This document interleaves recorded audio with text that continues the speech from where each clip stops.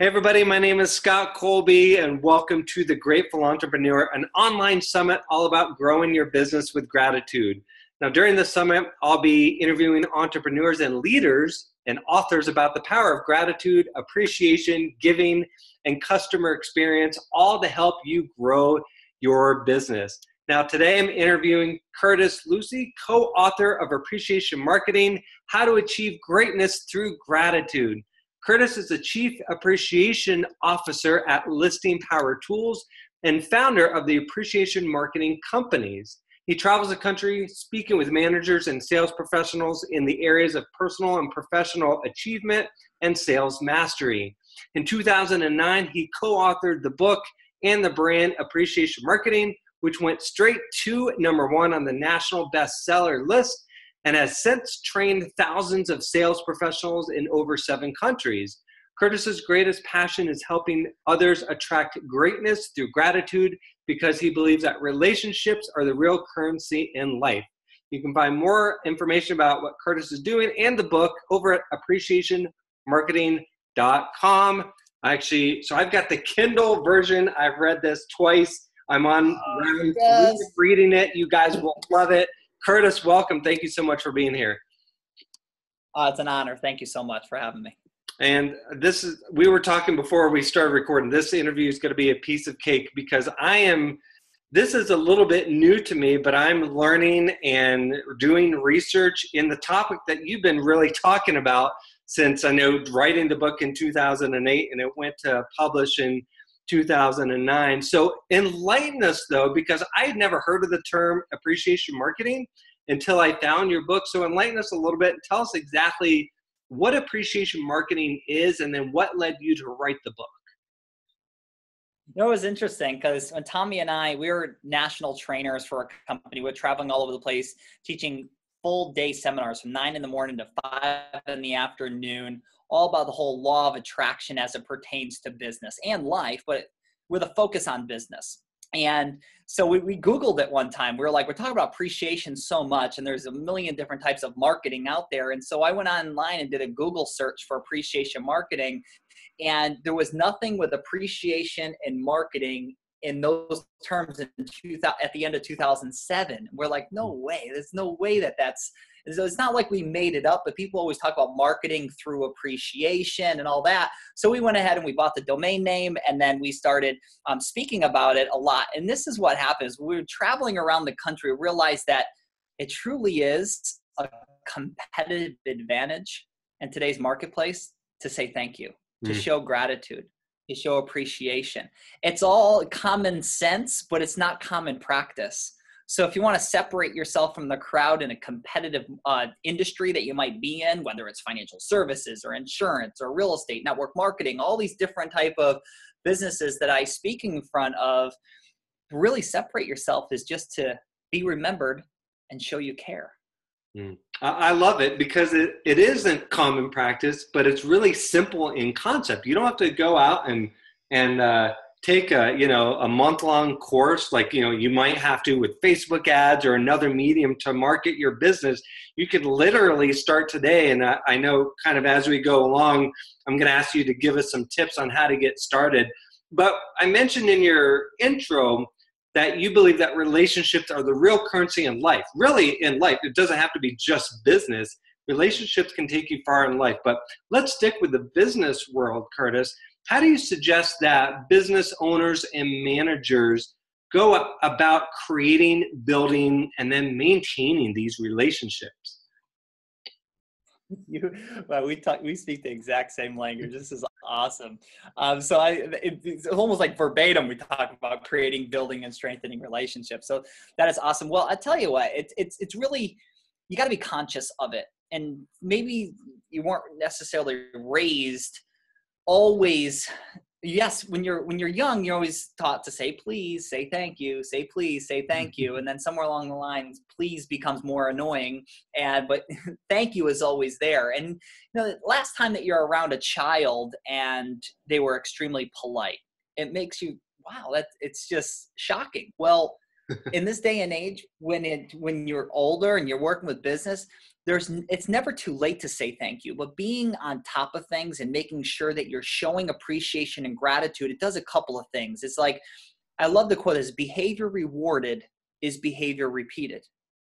So if you want to, whether you're training your dog and you're rewarding a positive behavior, you're going to get more of it. Well, the same thing is like in business. If you want to build more of a referral-based business, you want retention in your business, it's harder for somebody to cancel a product subscription, or harder if you show that you care and you go a little bit above and beyond. And I'll give you an example. I speak a lot in front of real estate companies.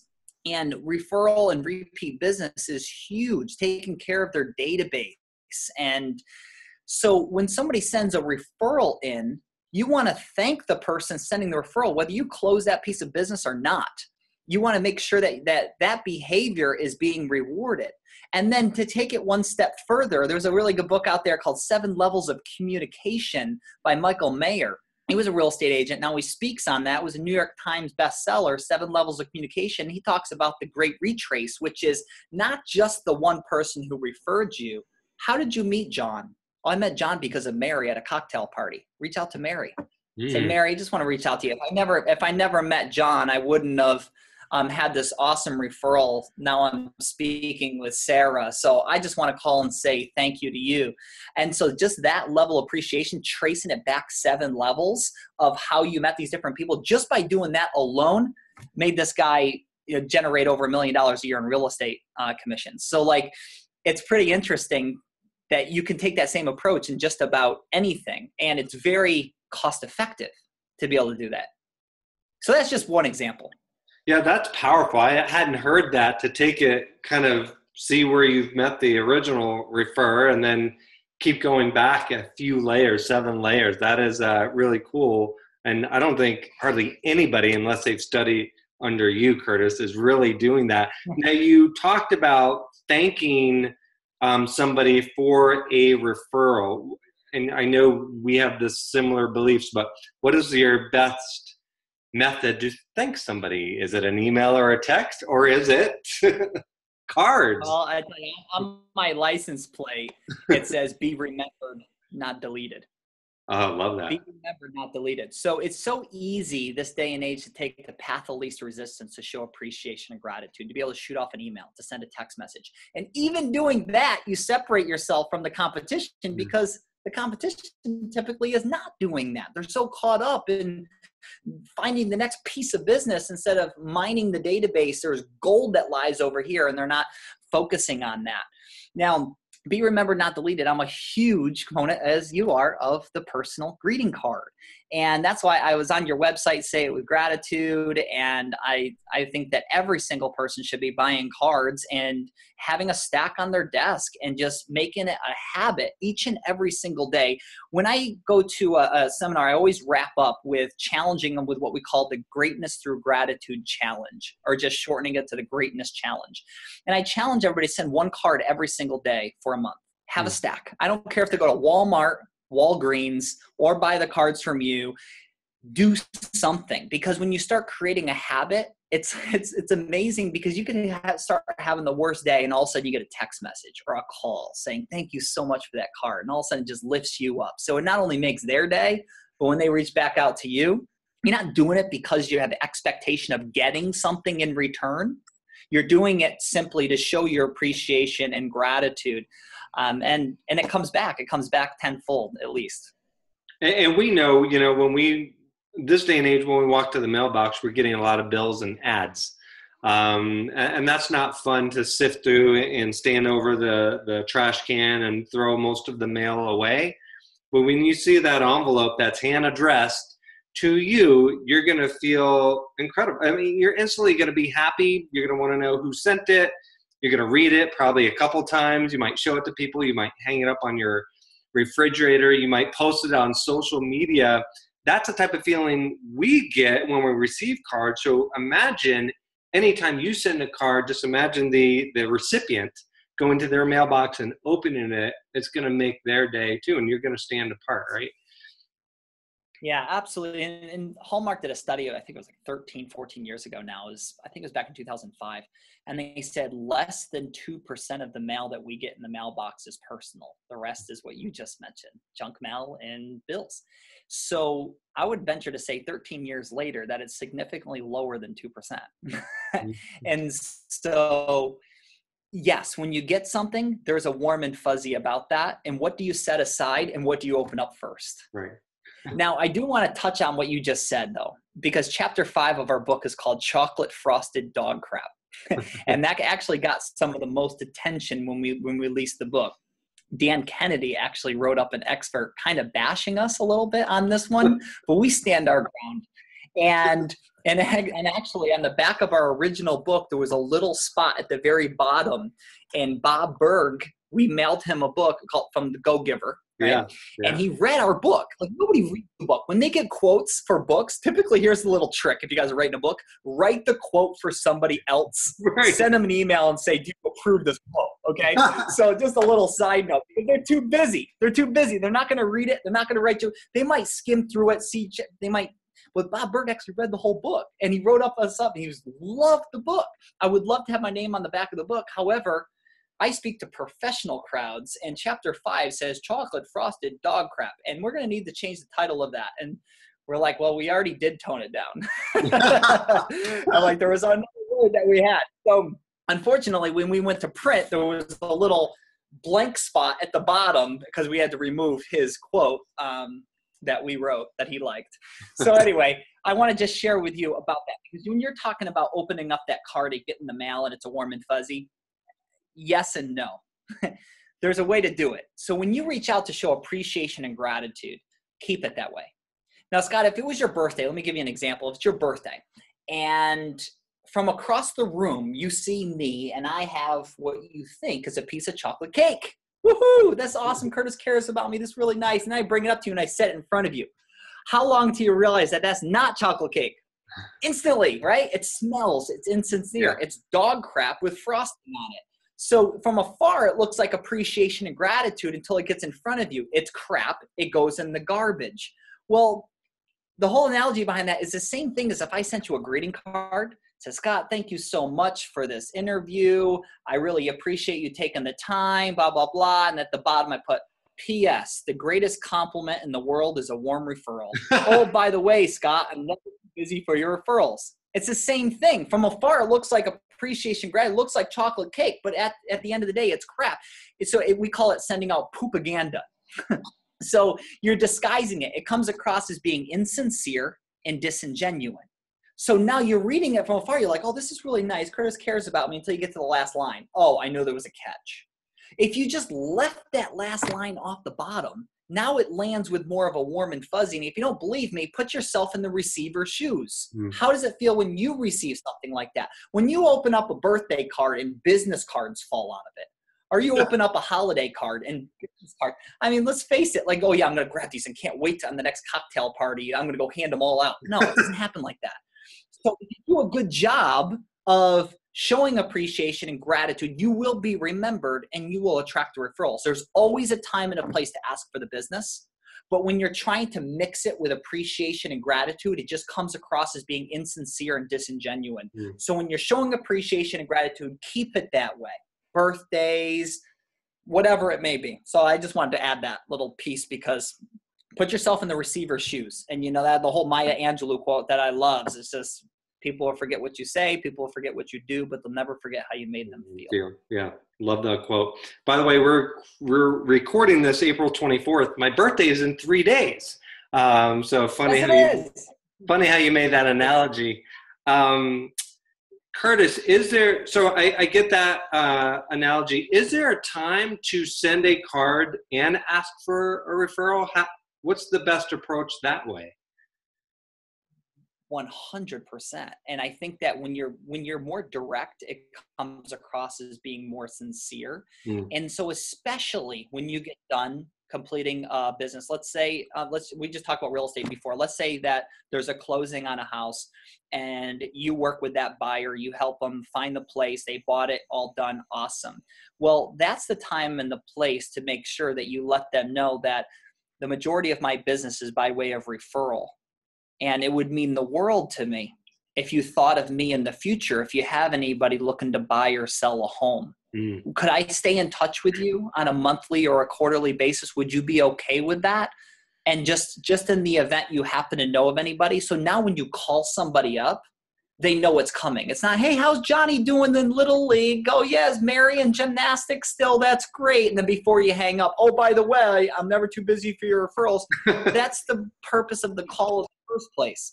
But get the permission from people. And then when you call them saying, hey, I'm just making my quarterly calls. I just want to check in just in that. Maybe you bumped into anybody at church. If you know anybody going through a situation, whether it's life insurance or financial advice, they go through your client list and just get that permission. So when you call, it's great. You can ask them up front and talk about anything else that you want to talk about. But after you're done with a piece of business, I absolutely think that that's amazing. Get referrals then and there. Have them write reviews for you online. Have them give them a letterhead and have them type up something and put it on their letterhead or whatever, print it out, laminate it, put it inside a brag book. So if you're going to go meet with a client, here's what my clients are saying about me, or check me out online. Those reviews hold a lot of weight. Yeah, I love that. I love how you kind of separate the personal, the birthday cards, the special occasions, with cards that are, a little bit more business-like, and be authentic and transparent about it. How do you recommend that we use cards to earn a prospect's business? Let's say we've met with somebody, they're considering hiring us, or we haven't heard back from them. What's the time and place to use cards in that instance to close a deal? Okay, so one of the things if you have a pen, for those of you watching this, jot this down.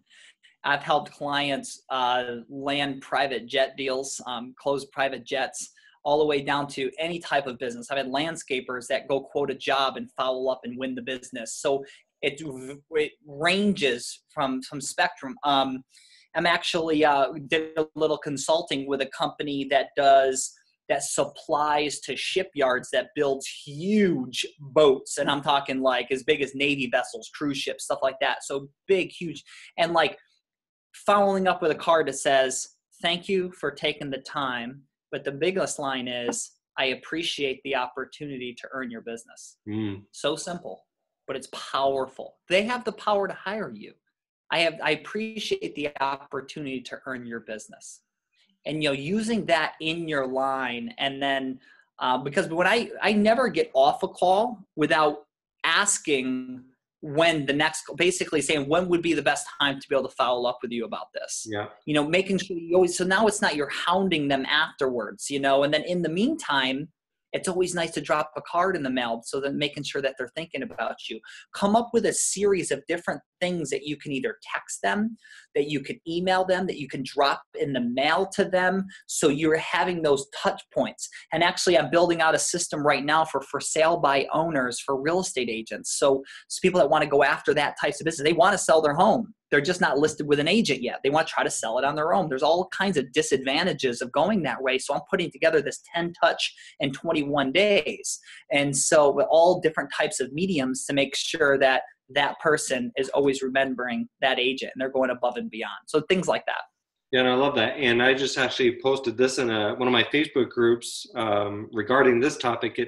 I think Dale Carnegie said it takes 8 or 9 touch points before somebody usually does business with you. But most businesses are only touch points or only using 1 touch point before giving up. And so we have that advantage if we keep, sending emails or cards or phone calls and following up until they make a decision and hire you, or they say, hey, I'm going to go in a different direction.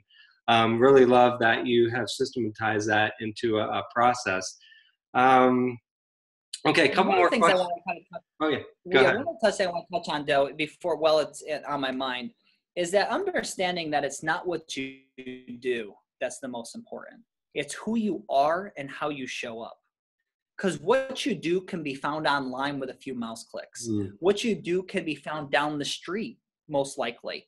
What you do can be sometimes found in the cubicle right next to you. Or what you offer can be offered at Walmart, Target, or Kmart, whatever. But yet you have a product that is superior, but yet you're trying. the perception is that it's the same. So what is it that separates? It's you. You're the X factor in your own business. So it's not what you do that's the most important. It's who you are. It's how you show up. And it's the smile actually is the first and foremost. That's one of the things we talk about in the book is like show up with a smile and start your day with gratitude. One of our chapters in the book is appreciation for breakfast. You know, in the morning, first thing in the morning is making sure that you're starting your day with what you're, because I'm a big believer that the universe gives you more than what you put out there. If you're putting gratitude and sending love and appreciation and kindness and stuff, it will flow back many, many times over. Yeah, and something you said at the very beginning, it really comes down to caring. We're just talking about being kind and caring about people. Use their first name, like you said, smile, and just those little things go a long way. Curtis, I want to wrap up with one more question. How do we, businesses are watching this and maybe solo entrepreneurs or have a small team. How do we get started with appreciation marketing? I know obviously we talked a little bit about sending out cards. What are some things, concrete examples that we can take action on immediately to get the ball rolling and market our business more in an appreciated way? Absolutely. Well, I mean, first of all, they always say what you focus on expands, what you focus on grows. So like put an emphasis on it.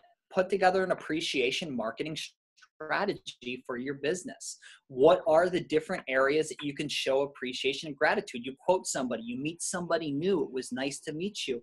I mean, I show up at different places and people are say, hey, Curtis, how you doing? And I don't even necessarily always remember their name, but they remember me because I'm going out of my way to make sure that I say thank you for taking the time or whatever it may be. So this right here on the book, it says thank you. It's a little Post-it note. What I do is that every day I'm sending out cards anyway. However, I would take a Post-it note and say, who can I appreciate today? Stick it right on your laptop. Put it right where it's visible. And each and every single day. And I don't say try to do everything in one day. Just do a couple things each and every single day. I would say take a 3x5 card and just write down have-tos and must-dos. And like, so to-dos and must-dos. So like on half of it is to-do list and half of it is a must-do list. So things that you have to do today and then things are to do. So, and then as you're crossing them off and stuff, but one of them on there, make sure that you're showing appreciation and gratitude. Go back through your Rolodex, look at, say, I landed that big job and I didn't even really say thank you. Maybe send them a gift. I'm a big fan of sending something to their office.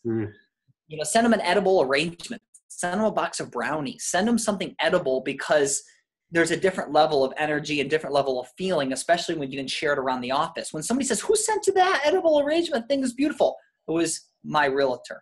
See, it's not the realtor. It's a different level of energy when it's my realtor, my insurance agent. You don't get referred to 3-4 other people when it's my. So how do you go from that? That's kind of like a little secret weapon, making sure people, and at the end of the day, as I say, just be remembered and show that you care. So what are you doing that making sure that you're memorable and that you show that you care? Because you go to the top of the list. Yeah. I love that. I interviewed John Rulin, author of Giftology, and we talked all about sending gifts. I started to send some homemade chocolate chip cookies recently, and everybody loves that, right? That's going to stand out and make you remembered. Curtis, let's wrap up here. So first of all, I want to acknowledge you on the work that you're doing. We have similar philosophies. Some of the people I'm interviewing in this series, I'm friends with. I know them. Some, they don't know who I am. I reached out to you. You had no clue who I am. I know you from the book that you wrote, but you immediately got back to me like, let's do it. And so that was a thrill for me. So just wanted to acknowledge you for opening up your schedule for me and making some time. Thank you for that and the book that you wrote. Really appreciate that. You got it. Thank you. It was an honor and a privilege. I enjoy doing these. And Curtis, remind us where we can find out more information on appreciation marketing, pick up the book, and maybe connect with you on social media. We're on Amazon. It's also on iTunes and Audible. So if you want to listen to the book, it's great. It's on there. And, appreciationmarketing.com, we're updating our blog currently right now. So we're going to be doing some more things with that going forward. And I just want to wrap up and say, I can't say enough about what you're doing with your cards. And I would strongly recommend for the people, and this is an unsolicited plug, by the way, for you, is that I love that it has a cause around it. It's affecting other people. I mean, when you send out those, you'll get a big response. So I highly recommend going to buy some of those. You're changing other people's lives. And then in doing so, you're going to be able to touch other ones. So, and then make sure that you're reaching back out and to Scott with the testimonials, because we all love to hear these stories. Thank you. Appreciate that, Curtis. Everybody go grab Appreciation Marketing. I'm on my third read of it. One of the other things I love about the book, it's an easy read. I can't finish most of the books that I start. I've finished this multiple times, so go grab the book. Thanks again, Curtis, for being our special guest today. Everybody, thank you for watching. We'll see you next time. Bye-bye.